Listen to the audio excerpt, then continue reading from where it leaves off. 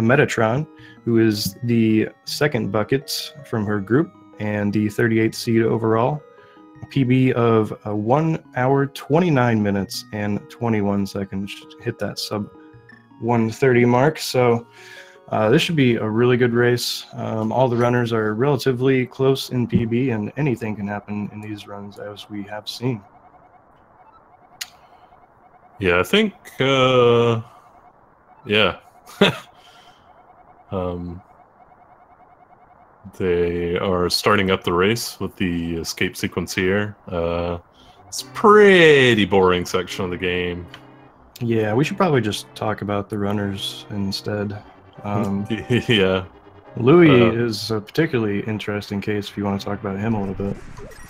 Yeah, he's I guess he's newer to A Link to the Past, but he's an elite player in Super Mario World, has numerous world records in the game, including in 96 Exit, which is one of the more competitive records, one of the more competitive speedruns in Super Mario World, and probably in speedrunning in general, just because that's a huge game.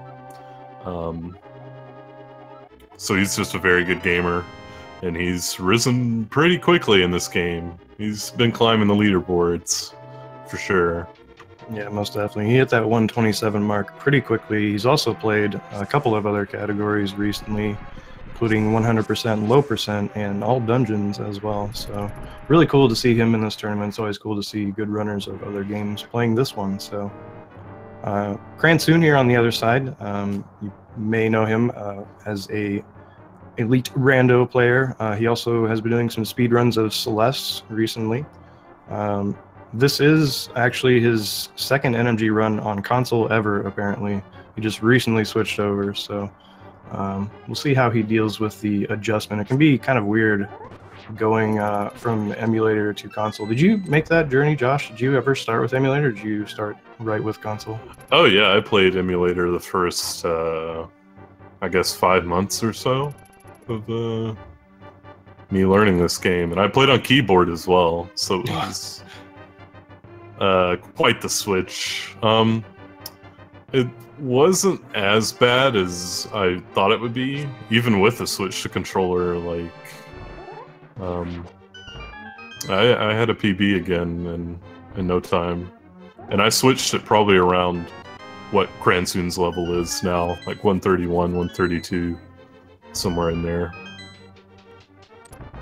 Yeah, I did the same thing myself. I didn't start on keyboard. I was playing with a controller on emulator, and I guess the switch, the adjustment maybe took me about a week or so to really start getting used to it. So it definitely can be an adjustment. So heading into the ball and chain guard fight here, going to see probably a few different approaches, but hopefully all of our runners here will be able to dispatch him quickly and grab the big key. Looks like everyone getting through just fine.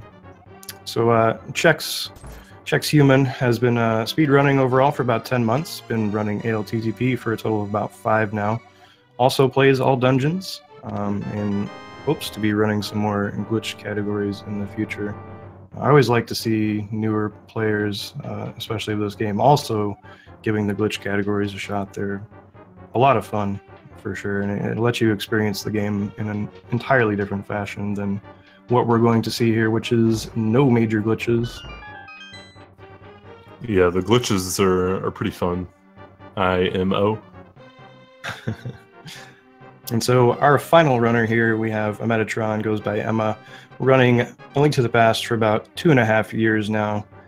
She also runs a few other categories of this game. She's done low percent in all dungeons, and I believe she learned those for the community races. Also has done some Master Sword. Definitely plays a lot of other retro games. I know she's a big fan of SNES games in general, and also potatoes and I believe mustard as well. Yeah, it's a shame about the mustard thing. Yeah, I'm gonna have to disagree with you respectively, Mr. Co-commentator. Mustard is pretty dang good. No. Whatever your favorite condiment is, definitely sit back, relax, enjoy some NMG racing. Best condiment is ketchup.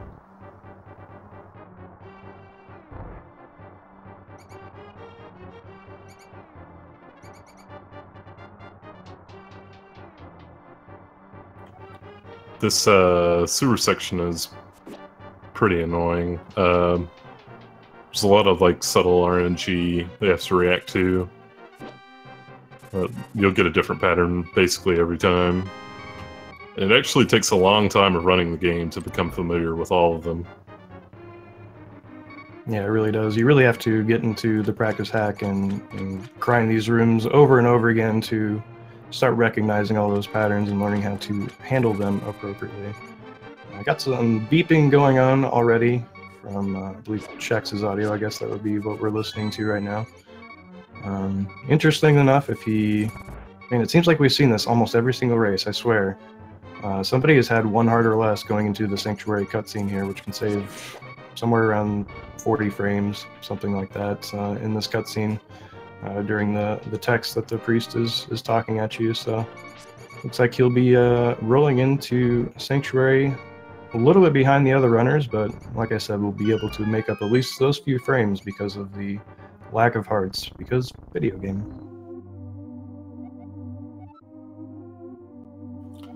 Yeah, also fortunately, even with 1 heart, it's pretty difficult to die in the back end of Escape, so long as you make it past the snake rooms, because rats do quarter heart damage.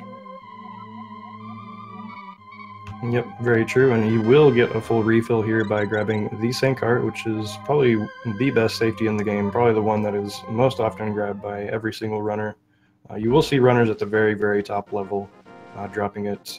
Josh himself here had just recently dropped it after hitting the 124 mark, so it can be a pretty painful thing to drop, as you've probably recently experienced. Yeah. Yeah, it makes several segments in the game quite a bit more difficult, in my opinion, including this one here going to Eastern. It's really pretty comfortable with 4 hearts, and you can get in some hairy situations with just 3. So, especially since you have to take damage in the dungeon for one of those skips, which we'll talk about when we get there. Yep, very good point. You want to be cognizant of maintaining your HP throughout here for sure. Looks like all runners are going to be making it in there with at least 2.5 hearts. Everyone is walking into Eastern with, so they should be pretty solid. There's definitely some backup hearts along the way that we may see a few of them grab. You know, Louis doing the boom strat. Shout outs to that frame.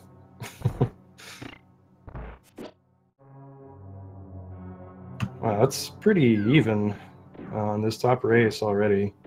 Yeah. Not a ton of things that can really affect your time in a massive way throughout these first 2 segments, but still really cool to see the sync this early. You see a few players getting that right pot going to the switch in the room with the balcony overlooking the bow chest. That's a really quick heart. I think it's only like 3 or 4 frames slower than the top pot.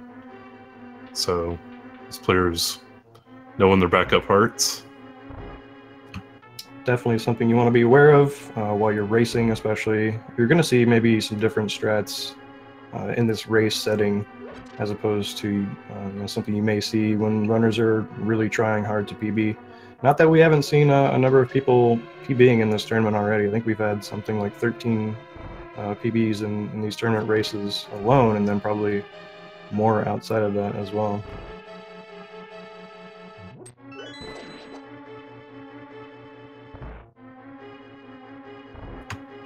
All right, so we are coming up on that room you explained earlier, where we're going to be taking some damage intentionally off this Popo here, and using the iframes to pick up the pot and step on the switch. You saw Louis and Cransoon right there doing it. Allows us to get through this room without having to kill all of the enemies and disperse the anti-fairies there, so we can actually get access to that pot. So kind of the first little speed tech thing you'll see here to save a little bit of time in that room. Emma also got the 20 drop in that room, which is really nice. If you're doing tree rupees, at least, it means you no longer have to worry about drops. Yeah, that red drop here in Eastern was always such a sweet sight. when it comes up. You know, if you know your prize packs pretty well, you know in what order those rupees are going to drop. So it'd be good to look out here if the runners are doing true rupees, as you said. Cransoon, a little bit of struggles there in the gifted with greenies room, as we call it, but able to kill off that Igor and grab the key, and then move on to the end of Eastern here, which is a little RNG heavy, in this room especially.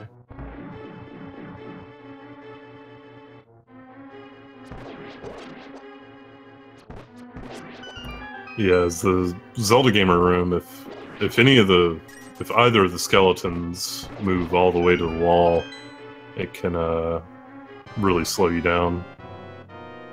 Ooh, alright. Louis running into the very last Armos there, but getting the quick kill.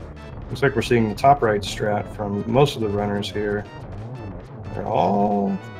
Okay, Cransoon, unfortunately, I think he looked like he was a little too far left there, so one of the Armos snuck out, and he wasn't able to finish the quick kill, but able to clean it up really nicely. That fight can get really hairy if you get a red Armos and then you start just wildly firing arrows every direction, and all of a sudden you're out of arrows and you've got to try to kill him with this tiny little stick of a sword that you got given. Yeah, the sword is really awful.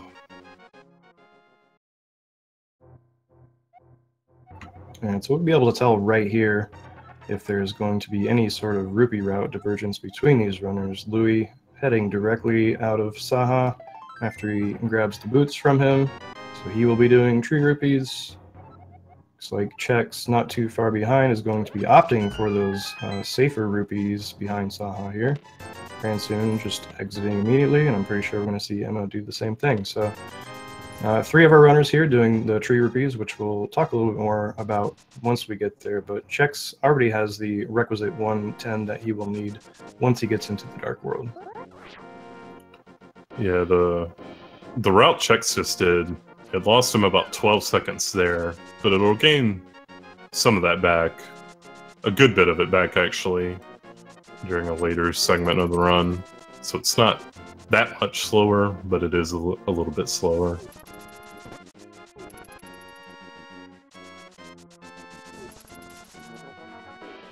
So something you'll see a few instances of here, which you may have noticed already, but you'll see the runners, they're running around really fast at dashing speed, and they're able to change direction somehow.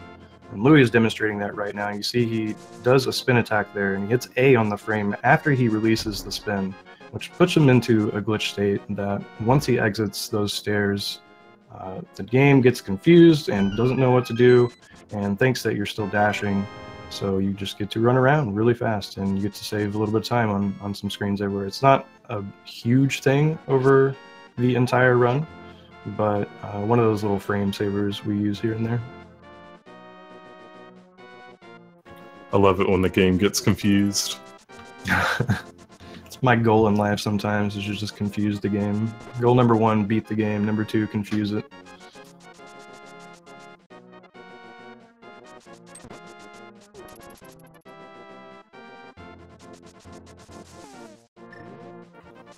Some of these players pausing to the book there is a buffer on that screen. You really don't want to dash in the water.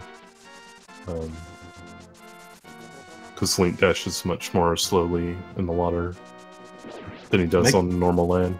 Makes an awful, awful sound too, that I know some people are not a fan of. Yeah.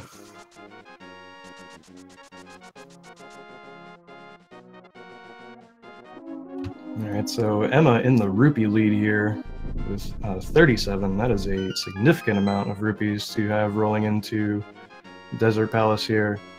All these runners here are pretty comfy with their counts. You're always looking to get a few more drops though, because it will end up saving you a little bit of time later on, because you don't have to grab as many rupees once you get to that part of the segment.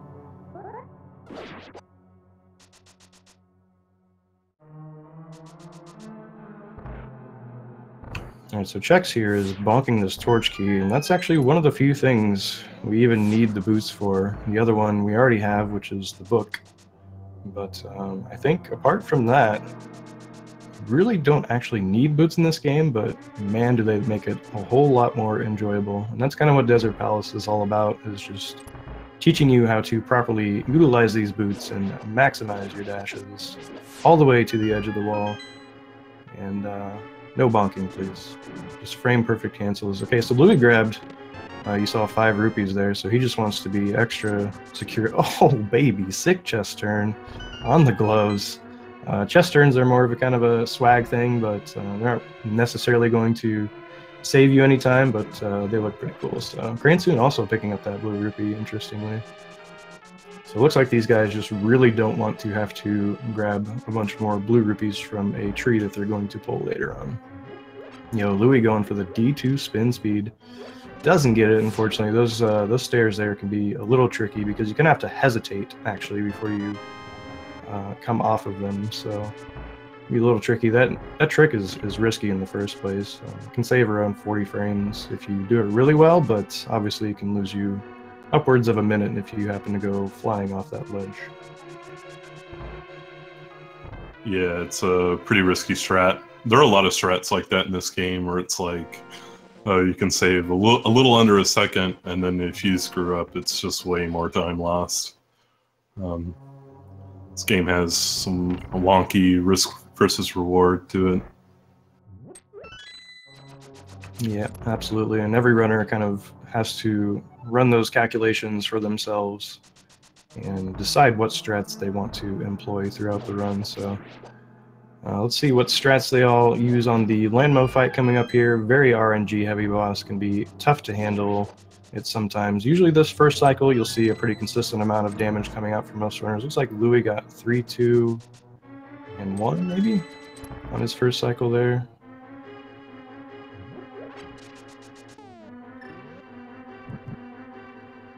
Cransoon going to be starting up the fight now. The first cycle, they always spawn in the same spot, so you'll see most of the runners setting up in a particular way to kind of cover most of the RNGs that you're going to see on that very first cycle. But apart from that, after those cycles, you're just having to read and react to where they spawn and how far they jump.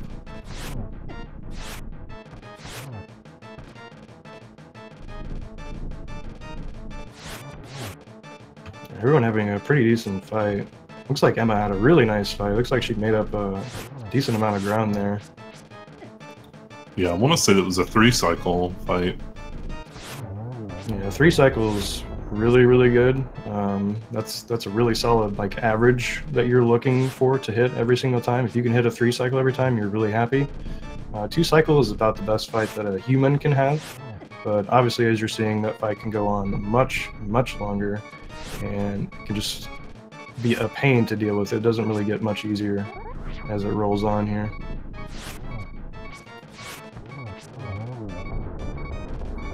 It's really nerve-wracking to do low health, like Chex said there too, because they can kill you, and it's really not fun to have that happen at all. Yeah, absolutely. Then you'll have to refight them with low arrows, and it's just a bad time. Yeah, that's a big part of it, is just it changes your arrow routing throughout the rest of the run, so it kind of throws you off in many, many ways. But this glitch that you're seeing executed right now, you may wonder, how is he swimming? He doesn't have the flippers. Well, again, sometimes the game just gets confused, and we abuse that fact as much as we possibly can. So looks like Chex is going to be approaching the same trick again, if you want to give us a quick rundown on how fake flippers work. Yes. He's going to jump into the water right at the edge of the screen transition, and he actually uses that slash on that bush as sort of a setup to ensure that he gets exactly 1 pixel from the edge when he jumps in. When that happens, the game actually doesn't run its check for flippers on the new screen, so you're allowed to swim. You have to be careful not to take any damage while doing that, though. It leads to a soft lock, which wastes a bunch of time. Yep, luckily none of our runners ran into that situation, so don't have to worry about that at all. But what we do have to worry about here is the Tower of Hera.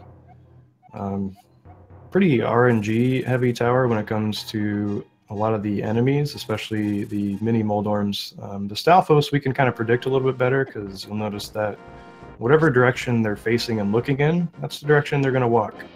So if you just keep an eye on that, you'll usually be able to handle almost any Stalfos in the game appropriately. But as you're seeing on Louis' screen right now, that lobby mini Moldorm and then that Kodango combo, that can really be annoying. Yeah, for sure. Oh, Emma getting it too. She didn't take any damage, though.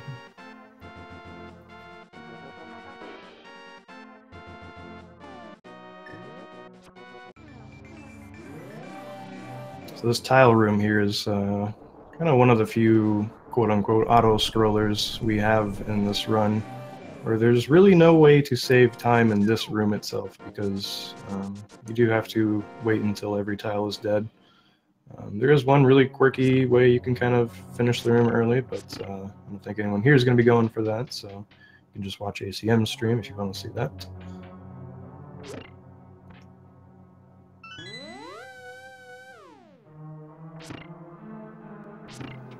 Yeah, getting through this tile room, grabbing the big key, I'm going to be heading upstairs to the petting zoo, and then ultimately the bomb jump, which is the first instance of this trick that we use throughout the run in a variety of parts. But right here we're going to use it to get to the Moon Pearl a little earlier than we would normally be able to.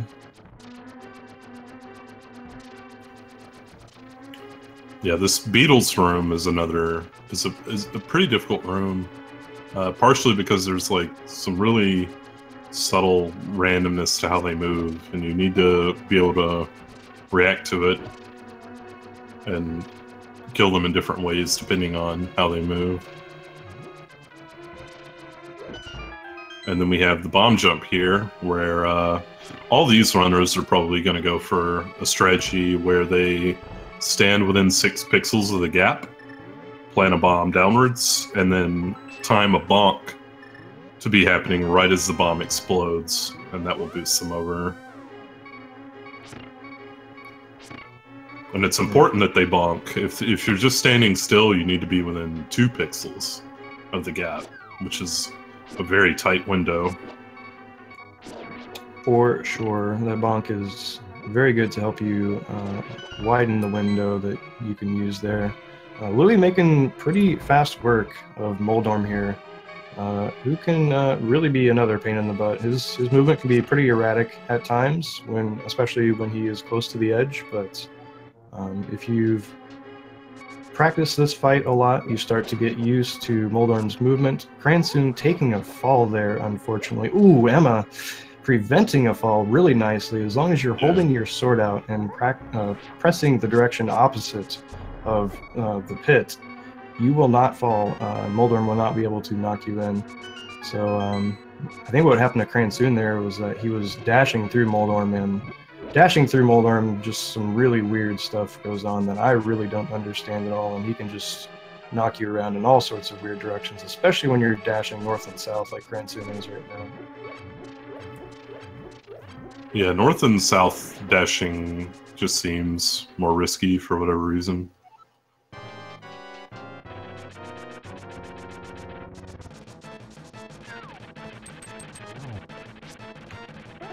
Alright, so Louis and Emma here are going to be collecting the rest of their rupees that they'll need for the light world before they get into the dark world here. You see Emma is going to pull on this tree right here and get some blue rupees. She's going to grab one of those, dash to the left of the tree here, and now what she needs to do is kill 4 more enemies without taking any damage whatsoever. Then she's going to pull on another tree, and red rupees are going to come out. So that is how she is going to get the rupees that she actually needs to pay off Kiki in the Dark World. Nice push bomb there. Those are a little scary, but as long as you're dashing appropriately, most of the time they won't hit you. So Cransoon doing the same thing here now. You see, taking a slightly different route. Yeah, the real thing that can be scary is if you get a bush guard, because they will chase you down and poke you if you don't react quickly to them. This entire route was actually... Oh, Cransoon getting the bush guard and reacting to it well. That's the danger there. If he'd started his dash low like normal, he risked getting hit.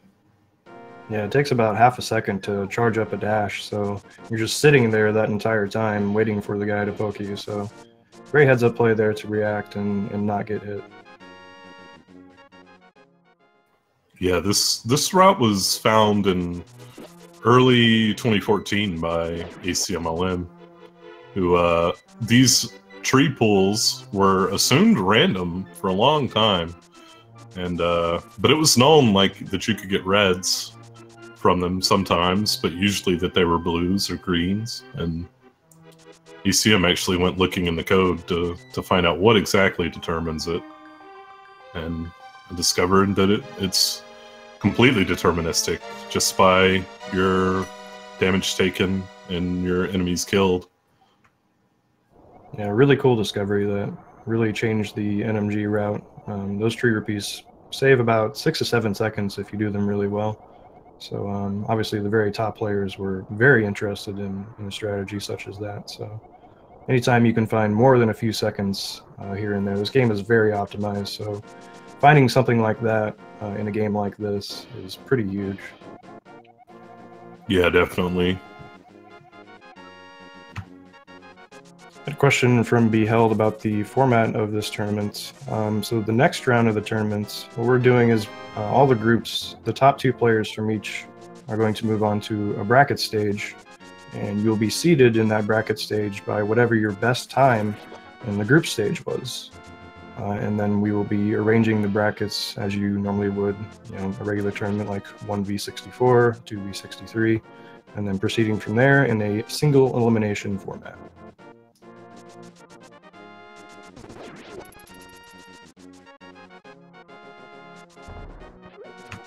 A nice execution of the Pui strat there by Cransoon in that room, and you see here that he's dashing these 2 guards and killing them. What he's doing there is manipulating the prize packs that we kind of hinted towards earlier, and that's going to play into how he handles Turtle Rock down the road, so just kind of keep that in mind, that he didn't get any drops there.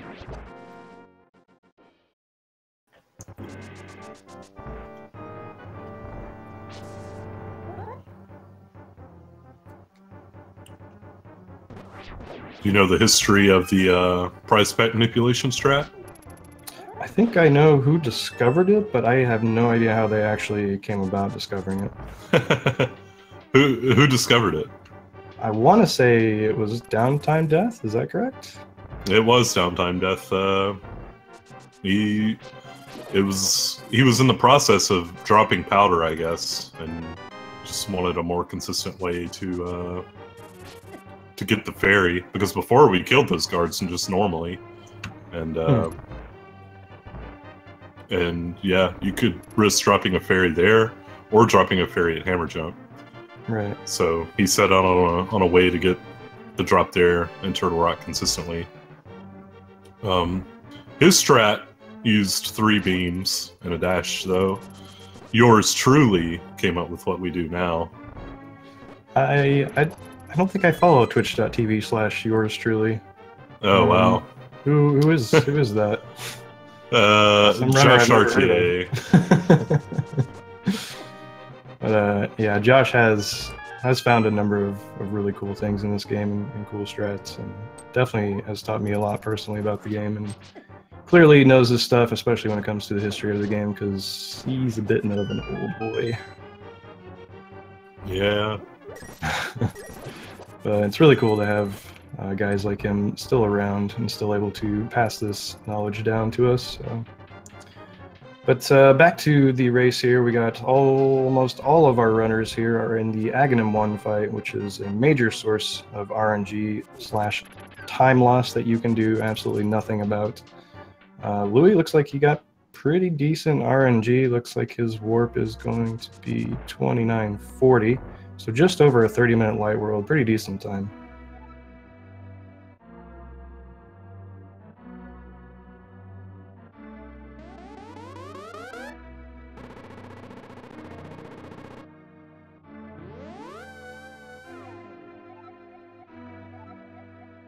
Yeah, this seems like a pretty decent light world all around for everyone. No, like, really major thing went wrong. Yep, Emma getting the kill on Aga right there. She's got a 30-10 warp. Should put her sword up on the period of about 30-48, so sub 31 light world.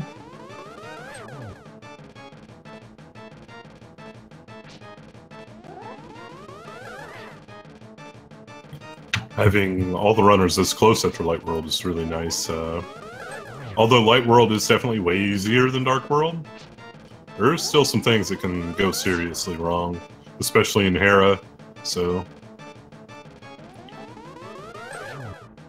Nice. Absolutely, yes. It's all close. Yep. And Dark World is where the real fun begins. You know, like you said, Light World is easier than Dark World. You're going to find a lot more challenging rooms and enemies throughout here.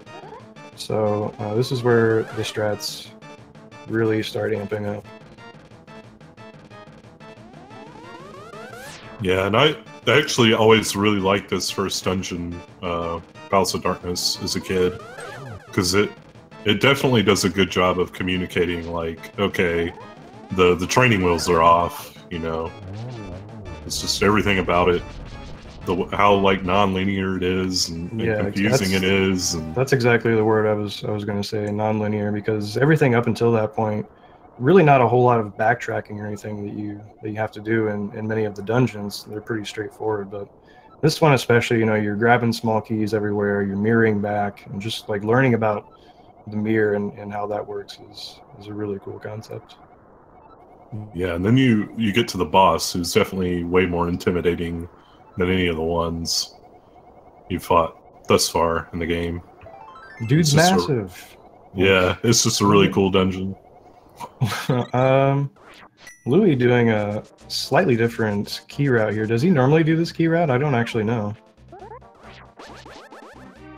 I'm not sure.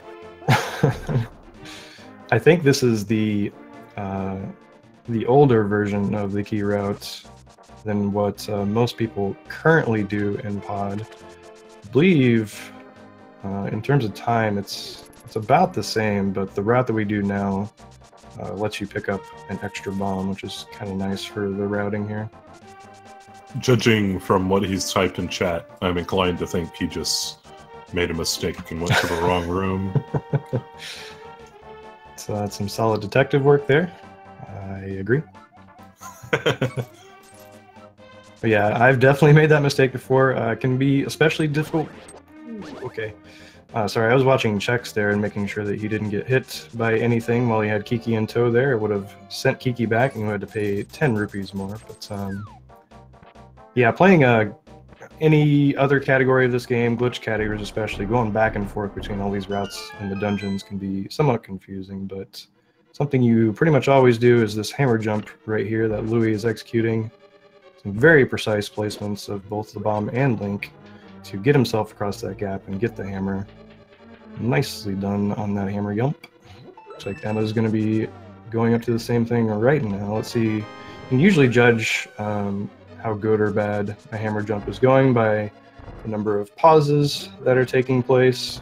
Usually we are using this pause menu to check the exact positioning of Link and the bomb to make sure everything's in the exact pixel perfect spot, which Emma does nicely there. Grabs the hammer, well on her way. Cransoon going up to the same trick. This is a really tight race, actually. Yeah, really.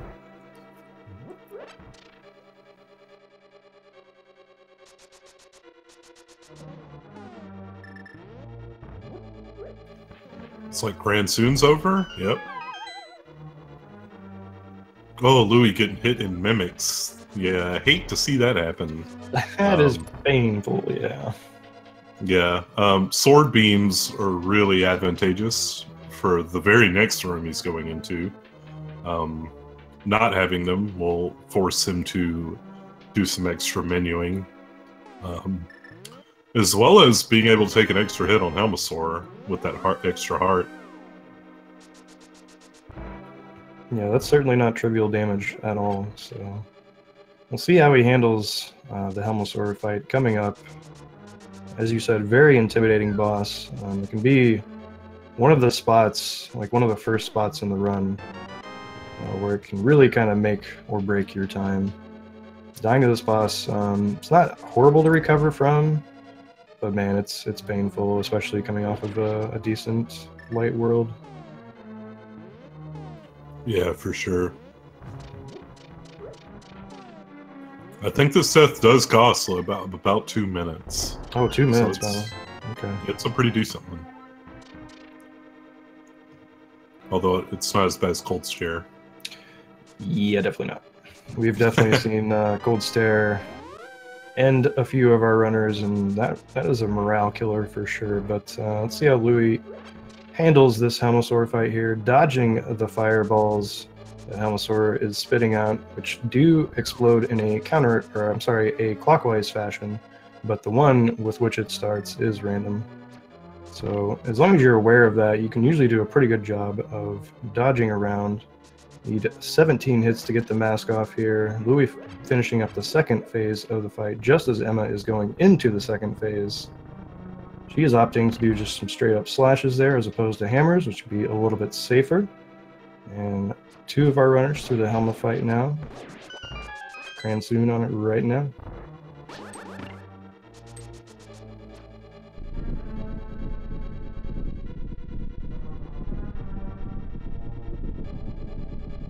Going for the hammer hits on the second phase. Very precise hitbox on that, so it'd be a little scary to get that close to Helma. Looks like he's going to opt for a little bit safer spin there to finish off the second phase of Helma. Be getting through nicely as well.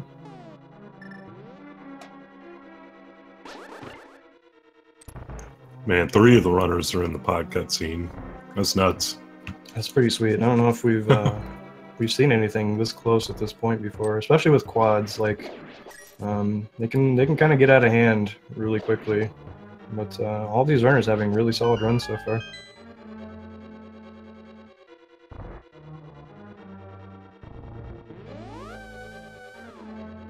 And Chex not far behind either.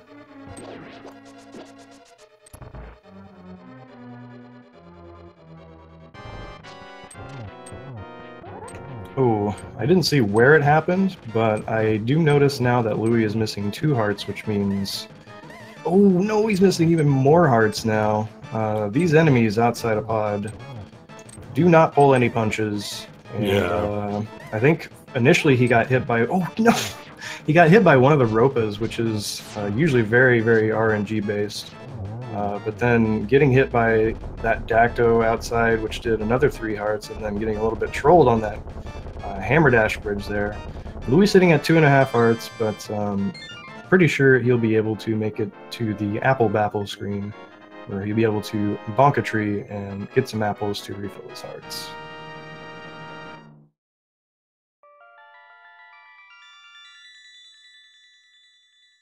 Yeah, the Apple screen's a pretty nice backup. The only issue with it is it's kind of random where the apples drop and how many drop. You can get kind of really bad luck sometimes. Yeah. Where it, only like 2 drop. Oh no! All right, so it was pretty important actually that he walk around the warp there, because yeah, going back into that warp there, he would have skipped the cutscene.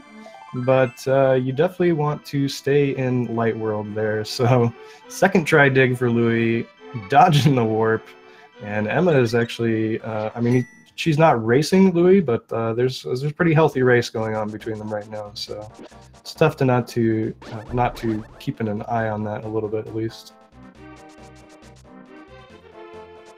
They'll be unlocking their swag duck here. And looks like Louis is also going for the spin dash,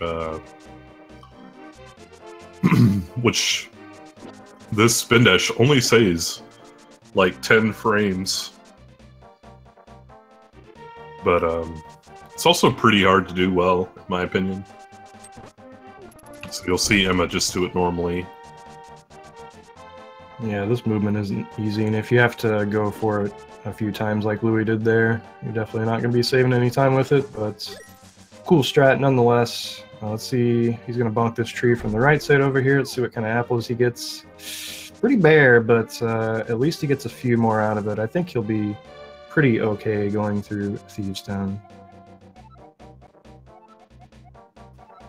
Is Cransoon going for powder? Sorry. Yeah, I believe so with that south flute activation. I didn't see if he picked up the mushroom or not. So yeah, he'll be on his way to pick up the powder here. Excellent safety to have throughout the run.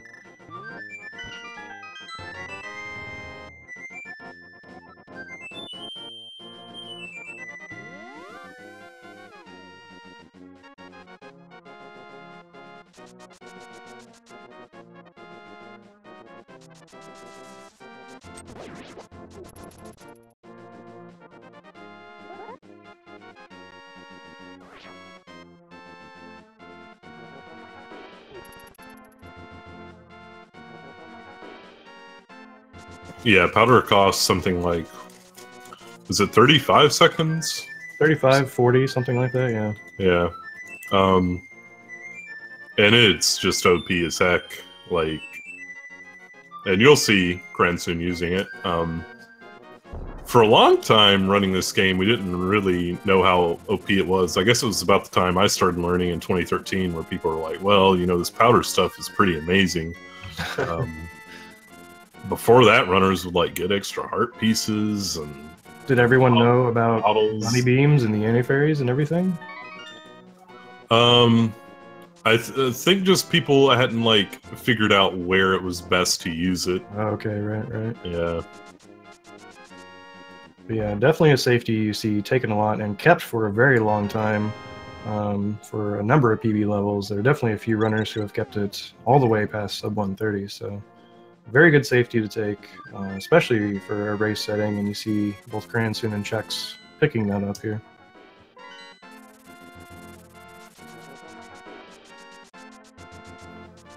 Yeah, I definitely recommend any player learning this game at least get powder.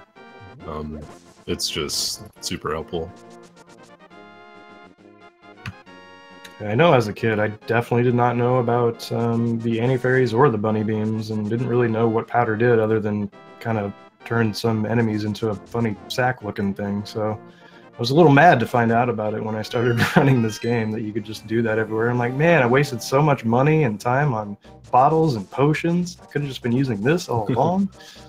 Yeah, same.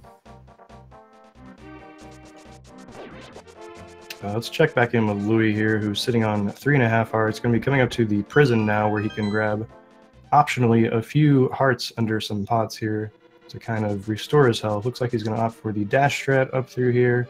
Probably just going to dash straight back out, I would imagine. He's a pretty confident runner. Feels like he can finish this dungeon out with at least a quarter of a heart. This game seemingly has a rule to it, hard-coded in, where if you spend time getting a heart, you're going to lose at least one.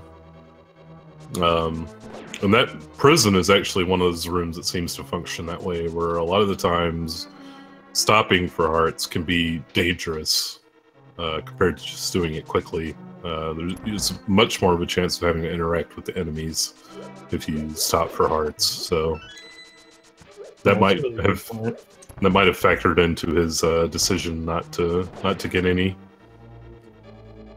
The devs knew exactly what they were doing by placing those baits there, but Emma finishing up the scripted-ish blind fight here. Louis doing the same thing. Not really worried about taking any damage as long as you follow the script properly. You're not gonna get it. I almost cursed him. Thank you, Louis, for bailing me out. That would have been my bad, dude. But major shout-outs to Sankart for saving Louis there. Yo, Sankart is a bro. Louis pointing out in the chat that he forgot which side had hearts, so I think he wanted to grab some, just wasn't sure and didn't want to risk it. That can actually be a good option. Like if you are trying to go for some sort of backup that you really don't know how it works, most of the time it's not going to end up very well. Yeah, no kidding. At one of my races recently, I messed up the roller room in Turtle Rock and just ended up mirroring out because I was just unfamiliar with how to get back through with the particular way that I messed it up. You never want to do something you're uncomfortable with. Yeah, so remember, if you see someone doing a cool strat on their stream, please research appropriately, know what you're getting yourself into, practice it a few times at least before you try it in a run.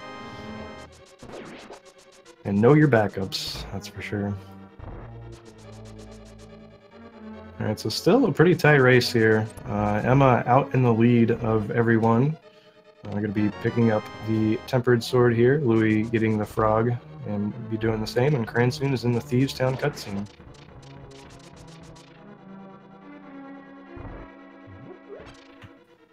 Yeah, EA asking the important questions. Are we going to see a Fench Dash? I hope we see 4 of them. That's my answer. I know Emma will at least go for it. I'm not sure about Louis, but he seems like the kind of player who would also go for it. Yeah, for sure. I think I saw him answering how exactly to do this Fence Dash in the chat the other day. Looks a lot more complicated than it really is. All you gotta do is hit left and A at the same time to start your dash, and you'll be able to slide up along this fence over here that Emma will be coming up on very shortly. So let's see if she gets the Fence Dash.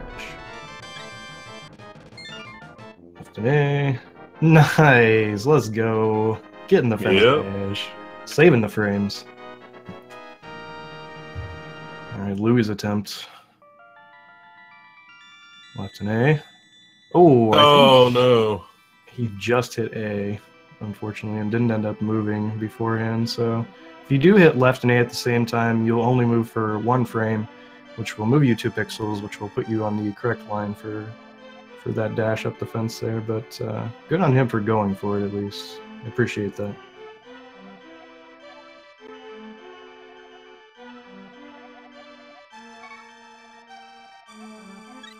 Emma entering a room that's really determinative of how your segment's going to go. I hate this room so much. And I hate seeing it go poorly for other people, too. I feel like it's just badly coded, man. Like, I just don't like the design, because, I mean, maybe I'm just bad at it, but just don't like it. So many ways for it to troll you there. No, I agree. There's definitely some really stupid stuff happening. The way the mummies behave when they are next to the statue is really stupid. Like, you can get in situations where, like, they can hit you, but you can't hit them. It's really silly. Not to mention dealing with a wall master who can come down and grab you and completely reset the room at any time, so... Louis doing another bomb jump there to get access to the fire rod a little bit faster than he'd normally be able to. Emma at 3.5 hearts here. No bush fairy, unfortunately. I know in her last race she got a pretty important drop there. But not this time, unfortunately.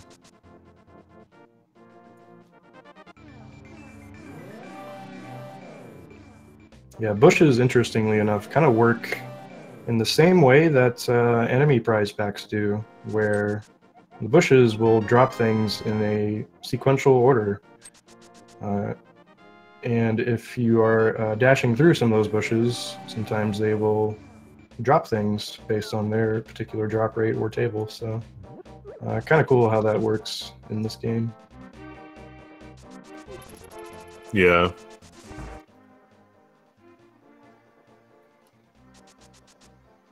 There are some bushes that will only drop certain things, though, which I guess complicates things. Right, and then you have like certain rocks and things that you can pick up that have their own drop rates and tables, I guess. Yeah, exactly. Like, for example, a fairy cannot just drop from any bush. It's particular ones. Oh, did you see that moth fight from Louis? I did not, unfortunately. Oh, that is so sad for you because I know that you would appreciate that fight. Oh, Emma, woohoo! Finishing up the fight with about half a heart left. Shout out to Sankar once again. That was a close one. Looks like she got kind of hit from behind with a spike there as she made the very last slash on Moth there. But you want to explain a little bit how Louis got that sick fight there? Well, he probably got a double hit at the very beginning, which is a particularly timed dash into Mothula, which will sometimes, for whatever reason, I'm not sure anyone knows exactly why, will deal 2 slashes worth of damage to Moth. And then from there, you can finish it up with just 2 more slashes. Did Louis do a poke dash at all, or No, just 2 slashes and he was done with it. Okay, yeah. But yeah, the double hit thing off of the dash is kind of one of the most important key aspects of getting that fight to be really, really fast, and then just kind of knowing how to handle Mothula afterwards. So let's see Cransoon's attempt at it here. I'm pretty sure he'll be going for the same thing here. Yeah, this fight, the double hit is important, and doing the fight quickly is important. Not just because this is a speed run and we want to go fast, and he had a nice fight there, but also because the longer Moth goes on, the more out of control it gets. You see there, Cransoon's only missing 2 spikes from the spike wall, meaning he only ever had 2 come out. If the fight goes on for a while, there will be 5 or 6 of those things crossing the room at any given moment, and that becomes really, really difficult to deal with. Yeah, absolutely a fight in which it behooves you to get it over with as quickly as possible, but not for all the same reasons necessarily. So, all right, both these guys gonna be picking up Quake about the same time here. Still a good cross race going on here diagonally. And yeah, very good. Probably on one of the most important segments when it comes to making sure that this gap is going to stay at least what it is. Like you mentioned a little bit earlier on in the race, Death to Cold Stare is probably the most punishing boss death that you're going to potentially see here in the Dark Wood. So yeah, definitely. Ice Palace Bomb Jump, it can also be punishing if you like run out of bombs or die or something. So the segment's a pretty big gatekeeper for how the rest of the run's gonna go.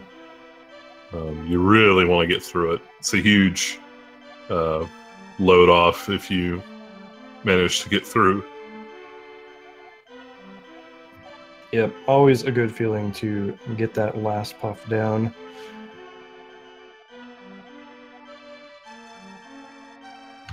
Let's see how Louis handles the tiniest warp in Hyrule. Gets in there rather cleanly. Emma coming up on the same thing. Dispatches of a crab. A few swims into the whirlpool, and she's in there. Nicely done. That warp can be kind of a pain sometimes to get into.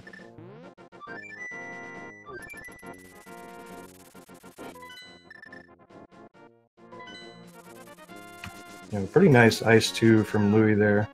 You may have seen him kicking up some dust there, and you may be thinking, would he just try to start a dash there and just stop it for no reason? No, not really.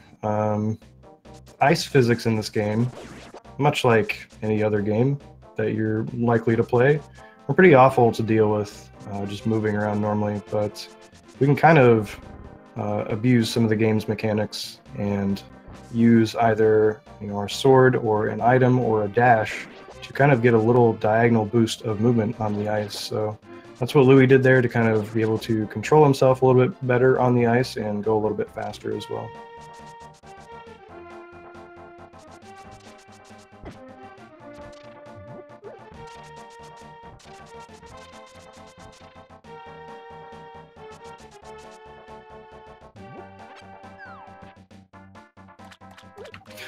So Check's kind of showing a cool thing there. If you grab that bush, there's, first of all, a 50-50 chance for a hard drop, which he is probably wanting there.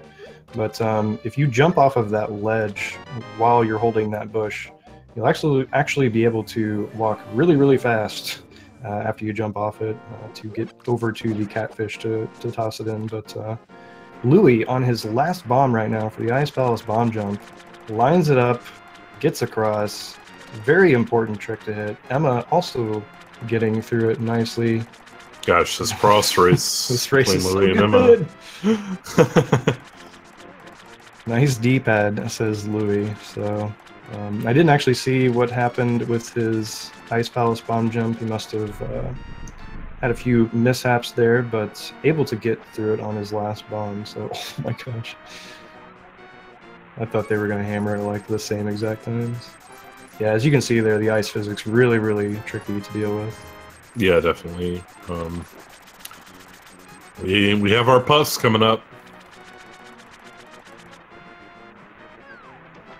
Unfortunately, they are not made of cotton candy or ice cream or any of those lovely things. They're made of pure hatred and at least 4 hearts of damage if you get hit by at least one of those puffs. So, very dangerous fight. Let's see how both of these runners handle it here. Yeah, despite the fluffy appearance, they are anything but. Would not recommend cuddles. Okay, Louis going for the 6 slash right there. Uh-oh, this is where the fight can get a little hairy sometimes. Emma getting through the fight, though. She's going to pull out ahead of Louis here a little bit. Louis cleaning it up, sticking and moving, bobbing and weaving. You definitely don't want to stand still with Link there. Nicely done to clean that fight up and get out alive.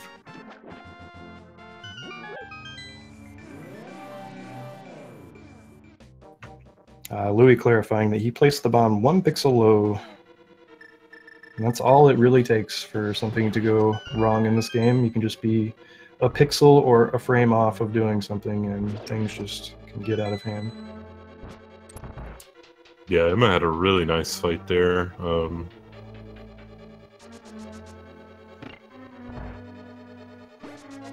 I believe she's on a pretty good run.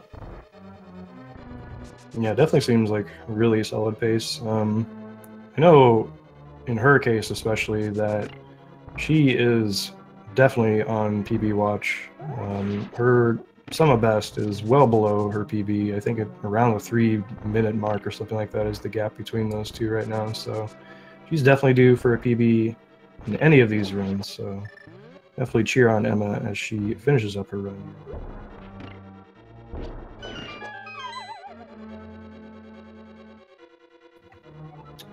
So we got a little bit of a route divergence here. Emma is going to be doing her shopping trip right now. She's going to be grabbing Ether and Ice Rod before she heads into Swamp. The reason that she's doing this now is normally, and what you're going to see from Louis, is he is going to get those items during the Mire segment, which is right after Swamp. The reason that Emma is grabbing these right now is for safety, mainly. She doesn't really want to take a bunch of damage in the Mire overworld, which would contain this Death Mountain segment that you're seeing right now, and Death Mountain is just full of, you know, lots of RNG, and you can take lots of damage really easily. These crabs that she's going to be passing by right now can also do a lot of damage, so it's really not as important to be at strictly, you know, full health as you're going into Swamp. Second try bomb here on the Ice Rod Cave, but she is going to be full hearts going into Swamp, it looks like, as well as Mire, because she's just going to head straight there afterwards.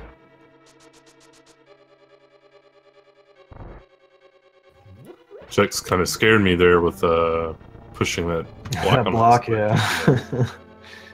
We have seen that in this tournament happen already. I think twice, I want to say, actually. Somebody has gotten the so-called Andy block there, but luckily neither of them mirrored out and knew that you just need to go upstairs to fix that last fire rod. Did you see that go to the right? Yeah.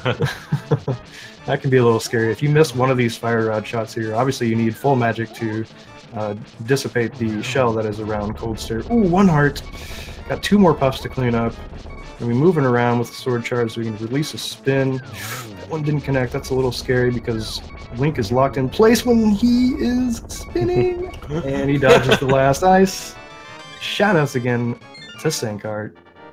Best safety in the game. Why'd you ever drop it, Josh? Because 3 seconds is a lot of time for me. You want to go fast, I know. But yeah, Swamp here, really a lot of our runners here are not going to be too worried about ever really dying in this dungeon. A lot of things here don't do a ton of damage because it's supposed to be the second dungeon that you're going through, so we are way overpowered at this point. So don't expect to see many issues throughout here. Louis accidentally hitting the switch before he wanted to get a jelly out of the way. Good thing he hit that switch though, because otherwise he would be very sad once he got to the big key and saw that the pegs were not in the state that he wanted them to be.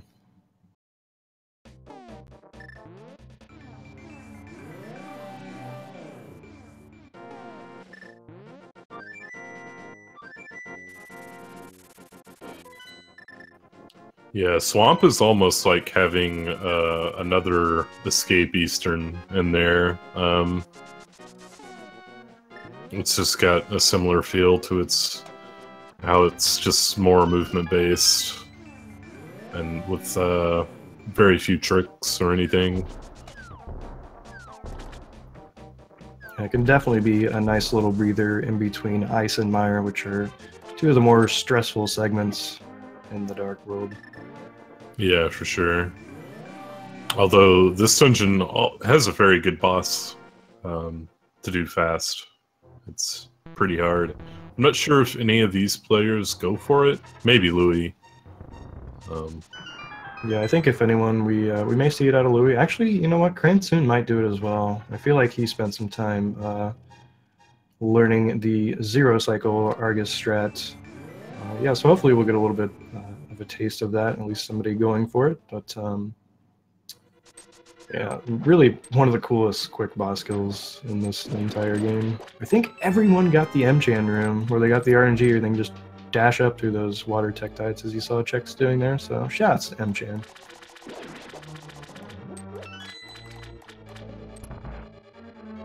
Alright, Keong in the chat confirming that Cransoon definitely will go for zero cycles, so at least get 1 shot in it here.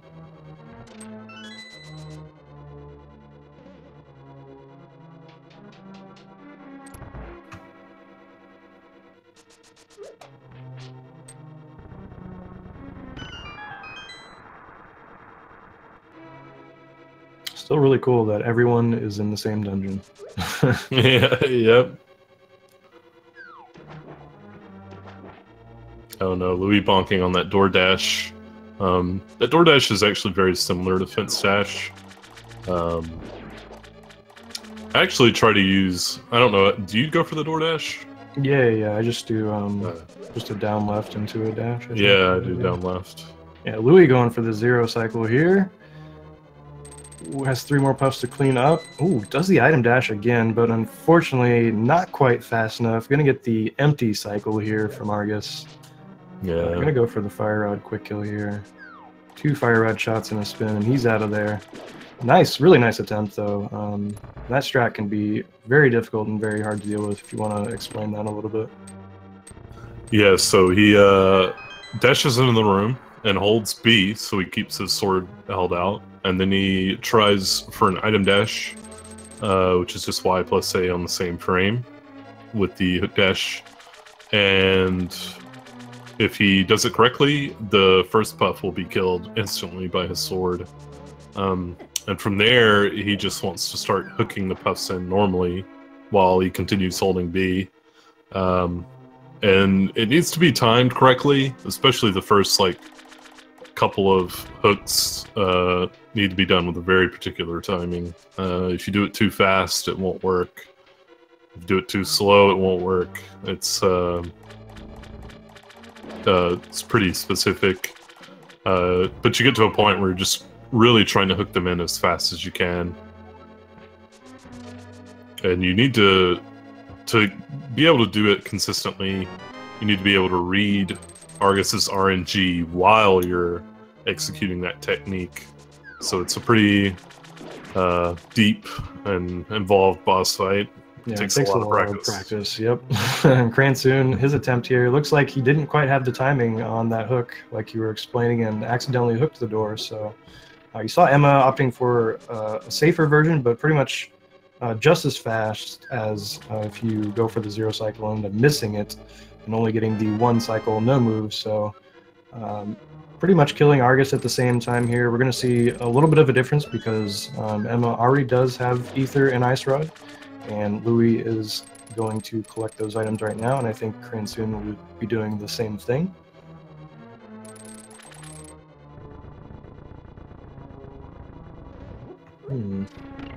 Wonder where they caught these crystals on the right side here.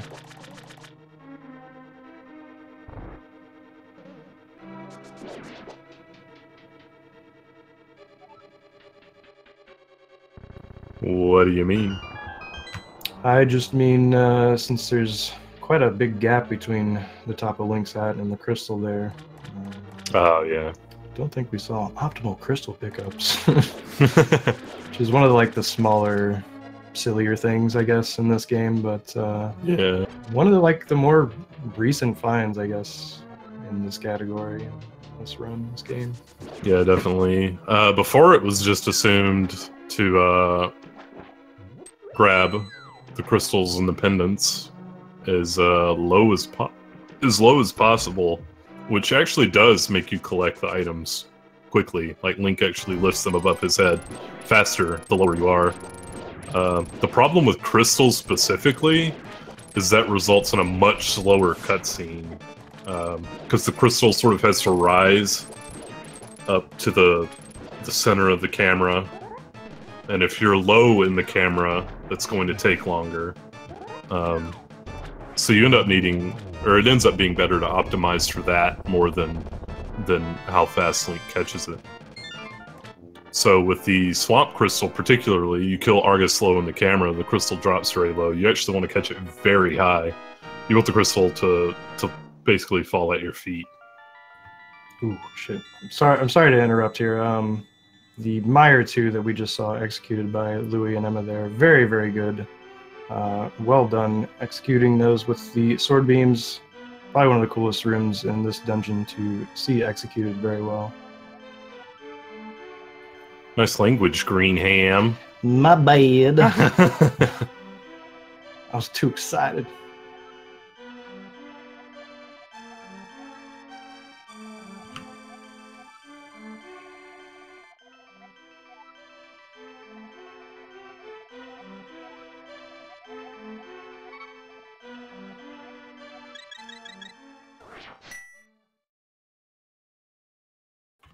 So, 2 of our runners coming up on torches, and this is a good time to look and see what kind of pace we're on. I guess 127 and 129 players can probably... Whoa, the sync. I'm sorry. Yeah. That was really awesome. Players like Louis and Emma can probably beat this pretty consistently within 21 minutes of this cutscene. A little faster if they have a really good endgame.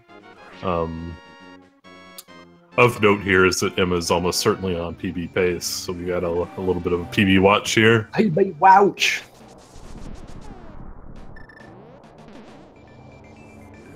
The sync is so good. I love seeing this.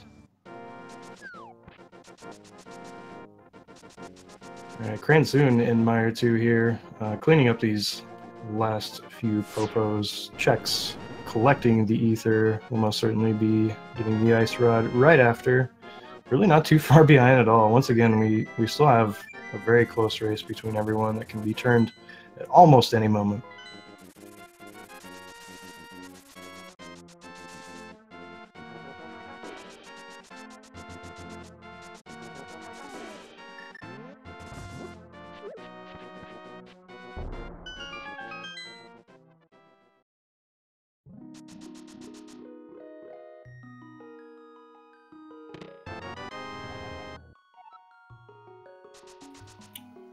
Yeah, this last section of Meyer is no gimme. You have a couple tough rooms to do well, and then you have Vitreous, which, just by its nature, is a very risky boss fight. Oh no, Cransoon missing one of the shots. Yeah.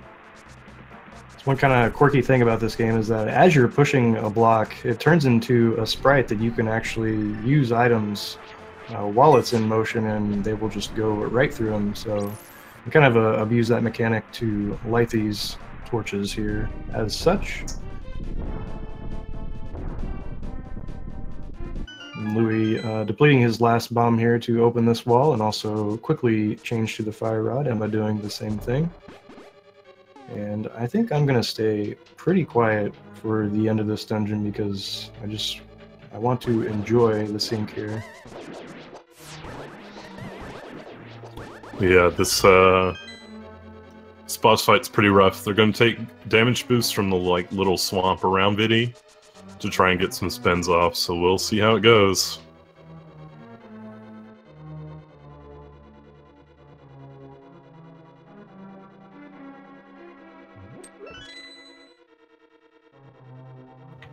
Yo. Was that 0 cycles by both Louis and Emma right there? And they both shot an arrow early on the big eye. It's almost too synced. It's a timing arrow, dude. Yeah, very nice fights by both of them. Not getting a lightning attack from Vitreous there, which would cost them a little more time. Also, catching the crystal in a very appropriate spot. As you can see, as we pointed out earlier, the gap between Link's hat and the crystal here is very, very small, which means you had a good cutscene. So. Yeah. One thing of note here is that Louis only has 7 arrows, which is not a great count. He'll need to get an extra pot in Ganon's Tower, probably, to make up for that.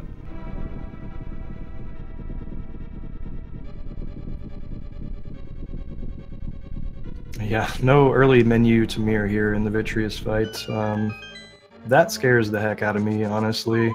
I am just supremely afraid of accidentally hitting Y or something and accidentally mirroring out of the fight. But sometimes you will see runners do that so they can try to get a first frame mirror after the dungeon. Oh, okay, Emma, I thought she was squirrel blocked there, but is able to sneak right underneath.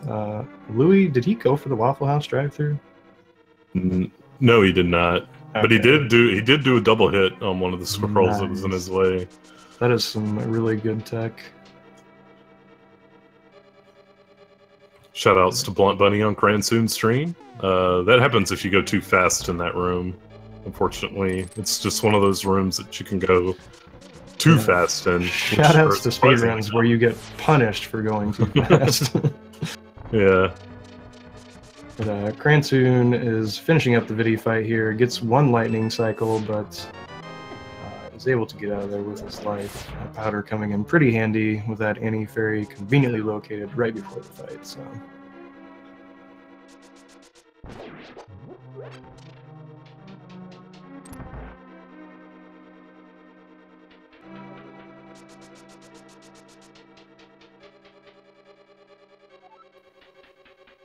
Using Quake here to open Turtle Rock. Now this is it's a difficult dungeon, but it's also definitely, to me, the most punishing one, and even more punishing than Ganon's Tower. Like, Ganon's Tower is more like a slow bleed of time everywhere, and this dungeon is like we're gonna crush you brutally. Every enemy deals 1 billion damage, so hopefully the runners can make it through alive.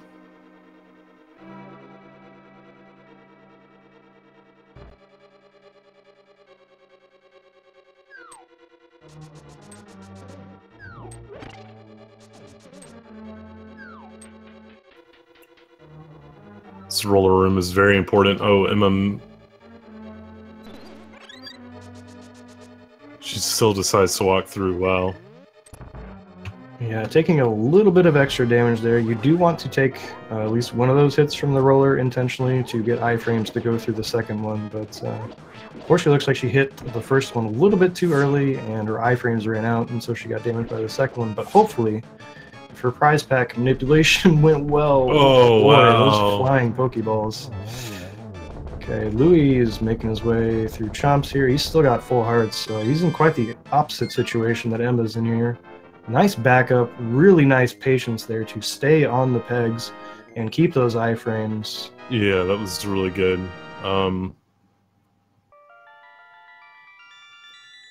Still needs to be really careful.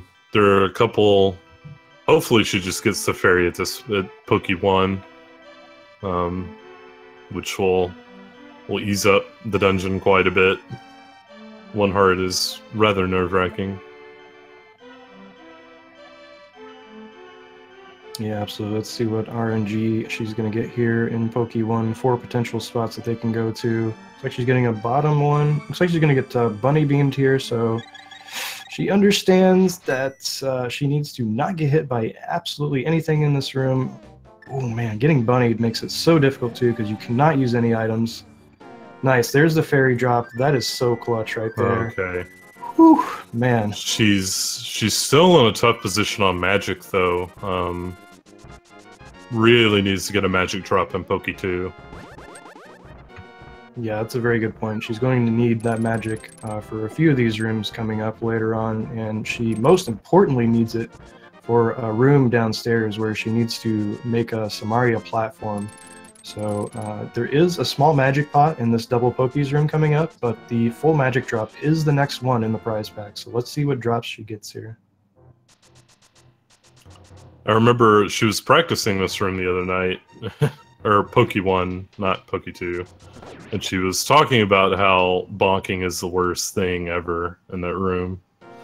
Yes, it is. Yeah. Luckily, she does get the magic drop from the Pokies there, so she's going to be A-okay finishing out the dungeon here. Good amount of health. Cransoon in Chomps right now. 2.5 hearts. One shot to these Chomps, but he gets through just fine.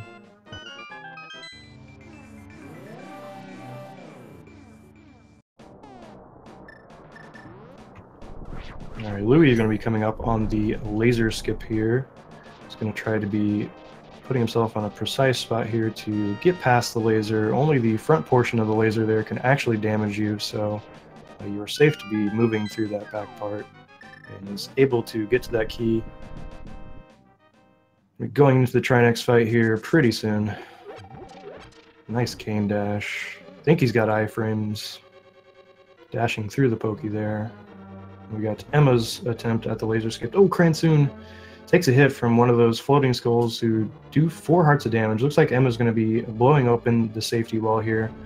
Pretty good call, especially considering that her opponent is in the same dungeon as her, and a death to Trinex without opening that door would be very costly indeed. Yeah.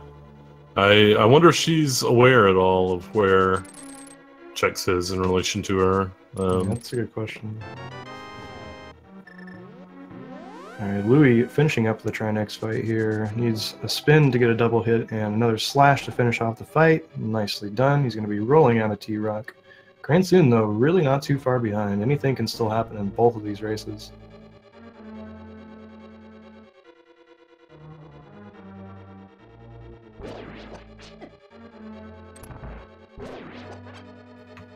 Alright, Emma at 4 hearts here going into the Trinex fight. She's going to opt for the front door strat. Can be a little bit safer over going for the back door. Definitely don't blame her with that low health, but as you can see here, she does get the ice, which can be one of the risks. Oh no! Looks like she got the knockback from the slash there and kind of got hit up against the wall and was sort of stuck in place. So the Trinex head just nabbed her, but luckily she did blow open that wall. Very smart play there, coming in clutch already. And she's going to get another shot at this fight. Hopefully we'll go in there with a little bit more health this time. Yeah, she's that play to open the door really paid off, because she would be sent right back to the beginning of the dungeon.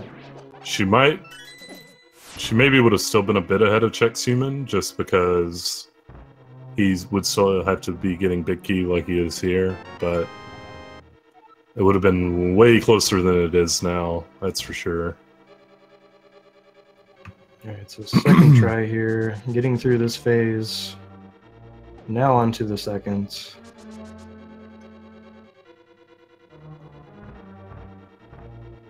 Just double spin and go for a slash. Nice. Goes for the slash while letting the head just charge right at her. That's some good confidence. That's got to feel good after dying in that fight. Way to bounce back there. It's definitely rough to recover from.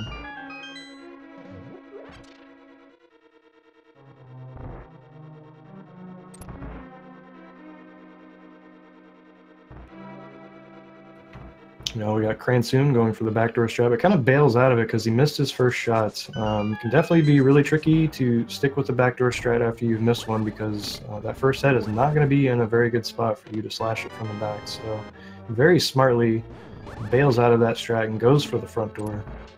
Pretty heads-up play there.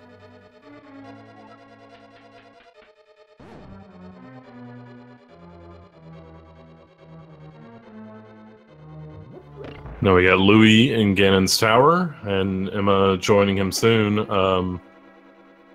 This is the most fun dungeon in the game, objectively. Agreed. But just every room is fun, just about. I wonder if Louis is going to play the bomb minigame. He has 9 bombs here. He can have a little bit faster menu if he ends up depleting all of his bombs throughout the tower here, but... Okay, there goes 2 right there. Nice.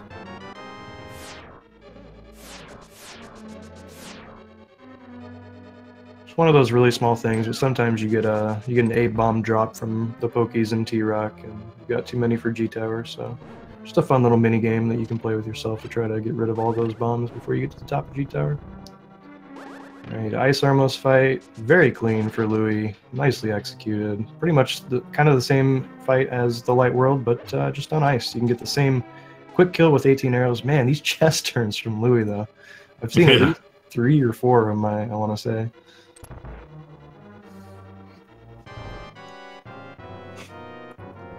These upcoming rooms are all very difficult. The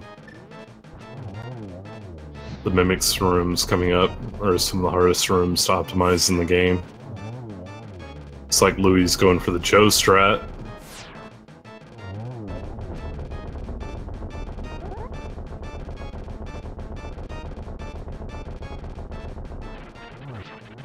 Yep, and then kind of going for the blunt strat here in the Mimics 2 room. I think we'll see Emma pretty much doing the same strats. Both of those strats there can be very, very consistent and easy to execute. There are some very, very difficult optimal strats for those Mimic rooms, and definitely some of the most difficult in the entire game, but you mentioned the Joe strat. Joe D'Amelio is one of the top runners of this game, and has developed a number of really safe, consistent strats that aren't necessarily as hard as the optimal one, but still very, very fast. So shout outs to Joe for all those strats that we use today in the runs.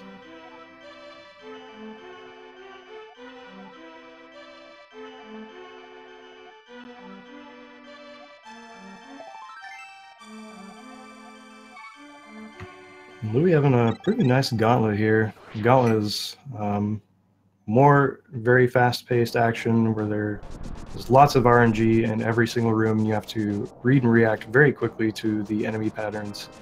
And you have to kill all of the enemies before you can actually exit the room. So, and we have the Landmo refight. Nice one cycle by Louis. Fastest possible fight that you can have there. Nice done. Yeah, this has been really good. I had a little hiccup in Mimics 1, but other than that, this has all been a really solid upstairs play.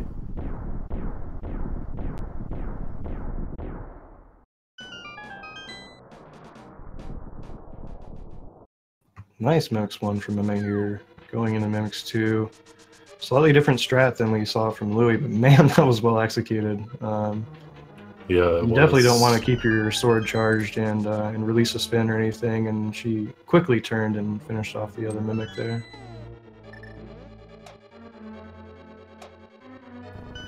Yeah, you can actually get like 5 2x with her strat. Like, it's pretty fast. Like, I've seen her do the room about that fast before. Which is faster than Blunt strat. It sure is, yeah. That's way faster than I do it, for sure. Let's see how Emma's gauntlet here goes. Pretty nice G1. Was she going to get the RNG? Ah, no. One of the Stalfos just jumped out of the way. That's a nice dash strat there to where sometimes you can get both of those Stalfos at the bottom of the room there and kill them both with a dash. Also opting to try a fire rod shot on that blue horse head there. Very good strat for G3 if you end up hitting him, because there is a small magic pot in that room that you can just grab. So it can be a cool heads-up thing where you have to obviously react to the RNG. Louis looked like he took a fall on Moldorm. I didn't see exactly how it happened, though.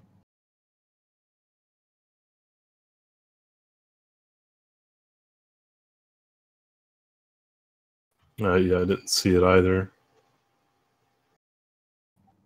How much of a time loss is a fall to Moldorm? Something like 11 seconds? Yeah, I want to say it's something like that. It's somewhere between 10 and 15.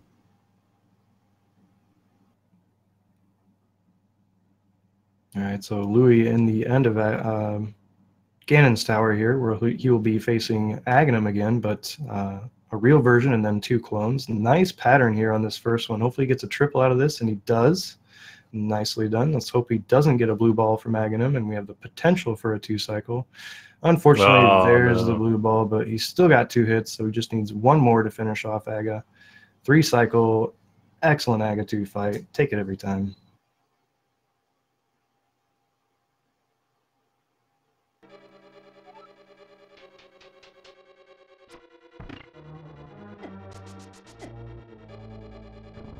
Nice 1-cycle Landmo 2 from Cransoon there. All right, Chex going into Mimics now, doing the 3/ strat. Nicely executed. He clinked off the spike there to drop his sword charge, which actually saved him a little bit of time, so that was cool. Is Emma going to be able to get rid of all her bombs? Oh, she got the slow dash because of the bomb. All right, so Louis in the Ganon fight here.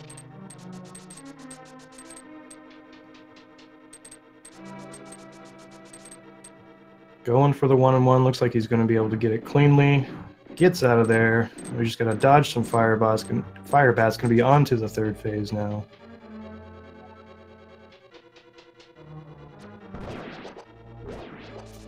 All right, now he's just got to win some coin flips here to get into the 4th phase, whereupon he will be attempting to get the torch glitch. Emma in the Helma Hellway here.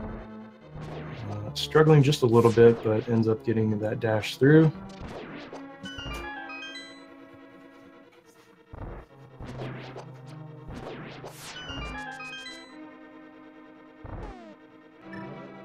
Alright, he is... Ooh, wow, that was really nice torch glitch with the pause buffer there. Yeah. Alright, so now he's going to be attempting to get hopefully 3 spins off on Ganon every time he lights the torch here. Meanwhile, Emma here is finishing up the Aga 2 fight. Gets a few hits in there. Looks like Cransoon fell on Moldorm where he was going for hover or something. I didn't actually see it, so pretty sure he can hover and is capable of it. Looks like he's trying to make a decision as to whether or not he wants to go for it. And the map buffer for the hover.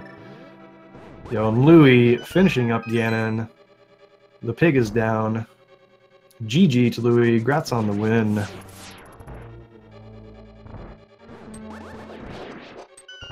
Finishing up with an official SRTV time of 1:28.41. That's a really, really solid race time. Yes, it is.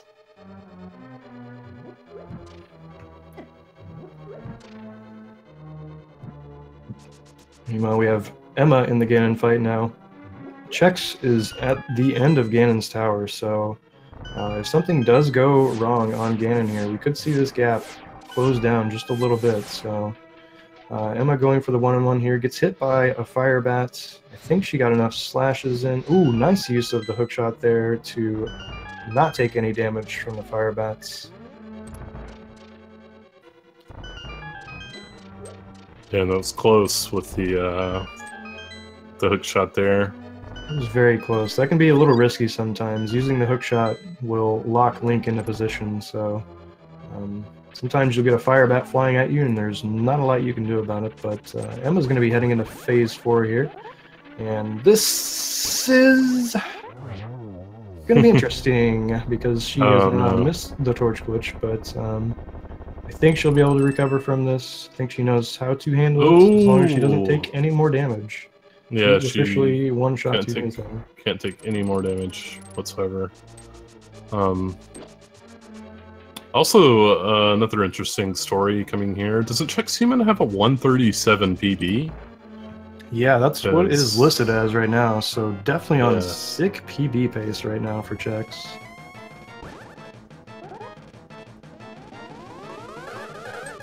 It looks like Emma is getting into a bit more of a rhythm now. Getting these spins off on Ganon. You want to get at least 2 hits on Ganon after you're lighting these torches here.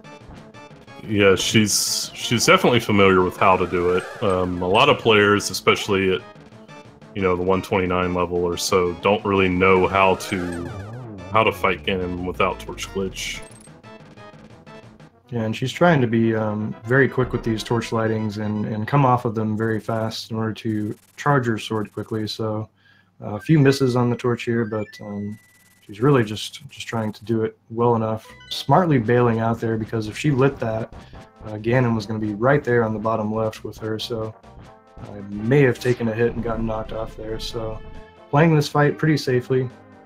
Definitely don't blame her here. This is tight because Chex just fell into the Ganon fight. Nice, okay. Finishes it up. GG to Emma. Grats on the win. Way to finish it out. Well, Cransoon not far behind either. This was still a really solid race between everyone here.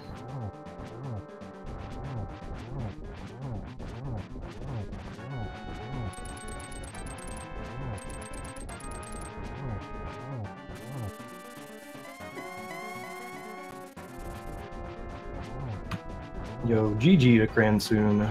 Also finishing up the Ganon fight. Really not too far behind Louis at all.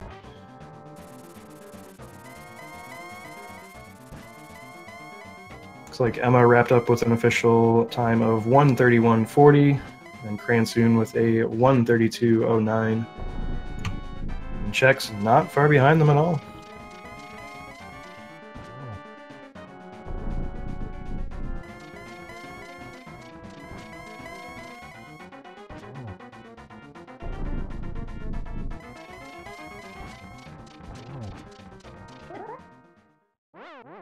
Oh, no, Chex. No. Unfortunate death there, but I think he's still going to be on pace.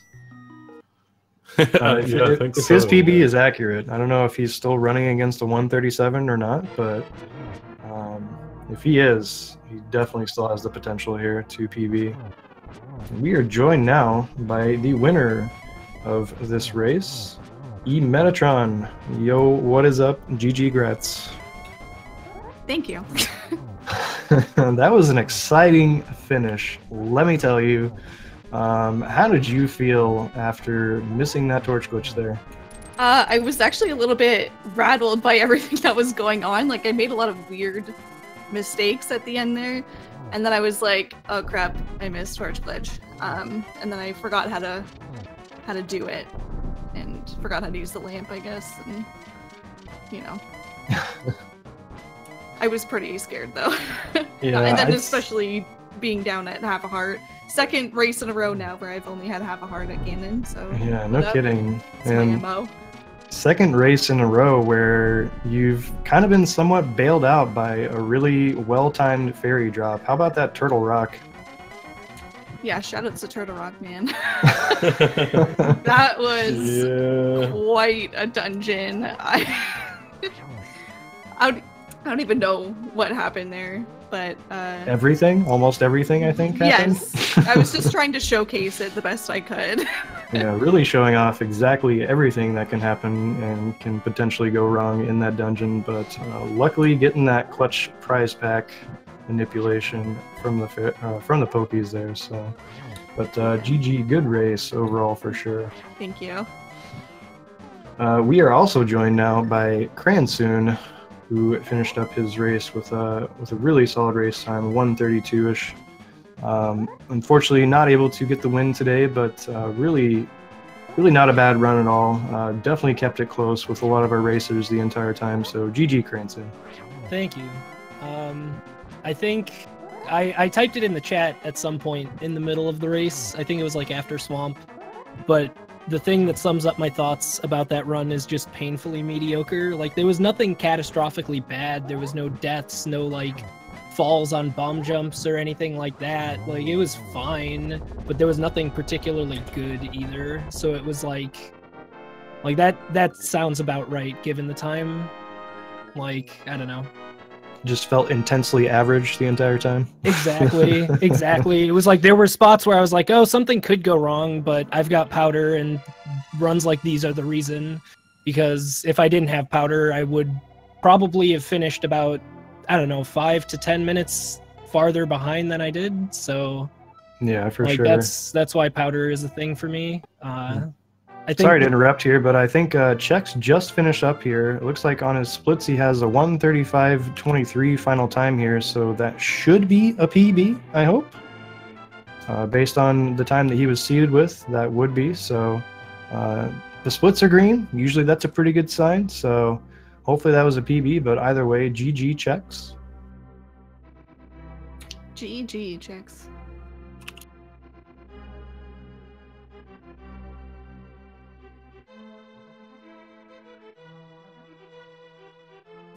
All right, so Emma, that was your second race, I believe. Also your second win, if I'm correct. You are correct. Nice. And Cransoon, I believe that was your very first race of the tournament, right? yes. Nice. So do you have any more of your matches scheduled, Cransoon? Not currently. I'm probably, as soon as this is done, I'm gonna go into the Discord and like look at my work schedule and figure out a time, because my work schedule is really tight. But yeah. Yeah, this was definitely a tough matchup for you, Louis. Obviously, a very, very solid runner. Mm-hmm. He played really well in this run. It would have been tough, honestly. I mean, obviously he finished with a 1:28.39, so he had a really solid run. So would have taken probably a really solid PB run from you, which I think you're entirely capable of doing. Yeah. To beat him, but definitely. I mean, like, I think I think his first race was like around a 1:31, 1:32 or something was his finishing time, and so when I saw that, I was like, maybe I've got a chance, but I would have had to PB by about 3 minutes to beat him this run. So, which isn't impossible, but with the adjusting to console and lack of practice on the route and everything, you know, it's not likely. you know, we'll definitely be keeping an eye on you for the rest of your matches and rooting you on to get a PB. And speaking of PBs, let's hope we hear some good news from Chex, who we are now joined by. GG on the race. Was that a real PB for you? Thanks, GG. No, it was close. It was, I was behind by 21 seconds. Oh man, just missed it. But man, that's still a really solid run, especially to get that in this race setting and still be so close to your PB. So really great run, man. Thanks. Yeah, I had some nervousness all over the place. So yeah, it's coming soon. Yeah, GG Chex. I was kind of watching from time to time just to see. So it's like, he can beat me, and I'm scared of that.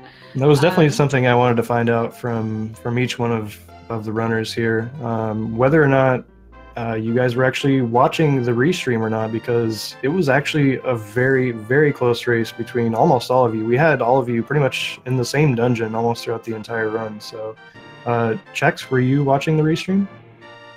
Yeah, I was peeking down at it. Yeah. What about you, Cransoon? Yeah, I had it on up on my computer monitor, and honestly, like, I don't know. I felt like in some dungeons I was looking at the restream and the chat more than I was looking at my gameplay, which might have explained some of it. But I just find that I spiral mentally like out of control if I don't have a reference point. I'll be like, oh man, he's on 124 pace. Like, there's just no way. You know, every little mistake is awful. And so being able to ground myself and be like, no, we're still like in the same dungeon. It's fine. It helped my nerves a lot, honestly.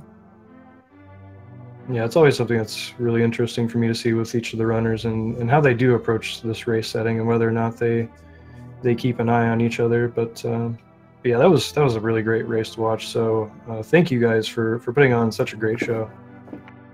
Thank you for commentary. I'm excited to watch it back and listen to all the fun things that you say. Yeah, I made one oopsie, but it was pretty good overall. Yeah, I had a really fun time, especially commentating with part speedrunner, part goat, Josh IPA here. But yeah, thank you guys so much for joining us for the post-race interview. GG's to everyone, and good luck on your upcoming races throughout groups. Thank you. GG, everyone. GG's. All right, so I believe that is going to wrap it up for us here on Speed Gaming 3. There are more races going on throughout the weekend. There will be none broadcast on Speed Gaming tomorrow, though, in observance of the holiday. So you're going to have to get your fix some other way. But we do hope you enjoyed watching this race. Thank you so much to everyone who watched. Thank you to Speed Gaming for hosting us. And my special thanks to Josh RTA for joining me on commentary. Well, thanks for having me. All right, everyone. Have a good night. We will see you again soon. Take care.